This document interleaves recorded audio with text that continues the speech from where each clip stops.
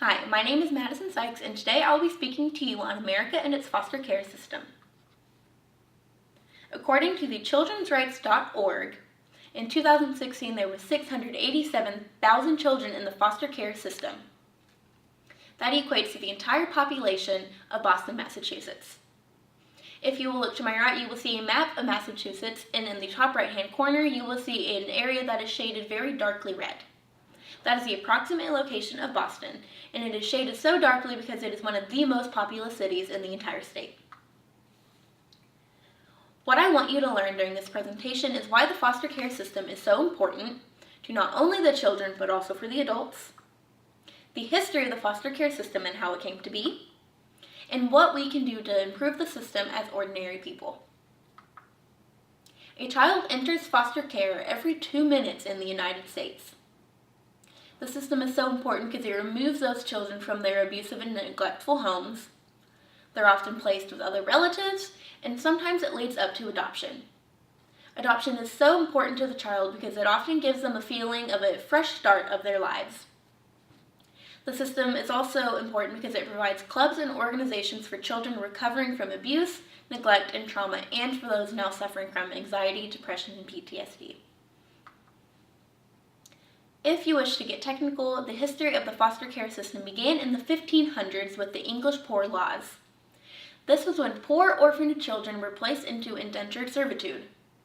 Indentured servitude is commonly thought of as abuse in our minds, which seems a little backwards because we realize that was children being taken out of bad situations and being put right back into it. If you want to jump about 300 years into the 1800s, you will meet a man named Charles Loring Brace. He was a minister who in 1853 founded the Children's Aid Society in New York City. That society started the orphan train movement, which moved 15,000 immigrant children to farms in the Midwest. Some of these children were treated well, while some were unfortunately abused. This brings us to Mary Ellen Wilson. She was an 8-year-old girl who was severely beaten every single day by her foster parents. At this time, in 1807, there were no organizations to protect children against abuse. This is when the American Society for the Prevention of Cruelty to Animals, or commonly known as the ASPCA, stepped in and took her case. They argued that if there were such heavy laws on animal cruelty, why wasn't the same being done for children? According to family.findlaw.com, they won the case, but unfortunately the mother was only given a 1-year sentence.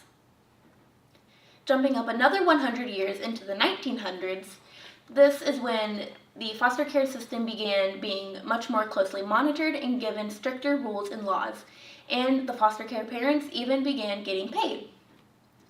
Also in the 1900s, children's needs were being considered during placement into a home.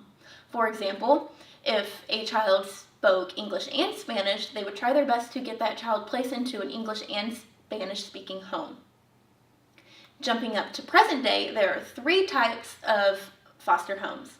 There is a single-family home with 1 or more parent holding up to about 6 children in a family setting.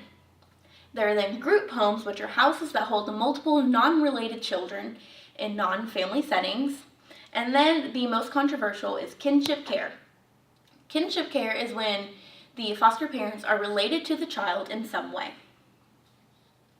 Now, what can we do as ordinary people to improve this system? Well, if you wish to become a foster care parent in the future, there are just a few rules that you have to follow, which are being 21 years of age. You must pass a background check, undergo an application process, and pass a home study. If you are already a foster parent and wish to improve your home, there are many ways to do so, but one of the biggest ones is to make sure that children feel loved and that you connect with them and make them feel a part of the family. If you'd like to help without becoming a foster parent, adoption.com gives some tips on that.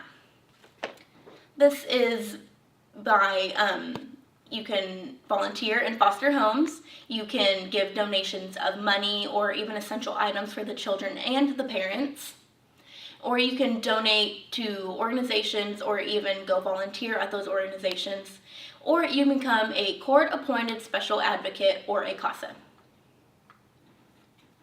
Foster care. It's not just the child's life that changes. Thank you.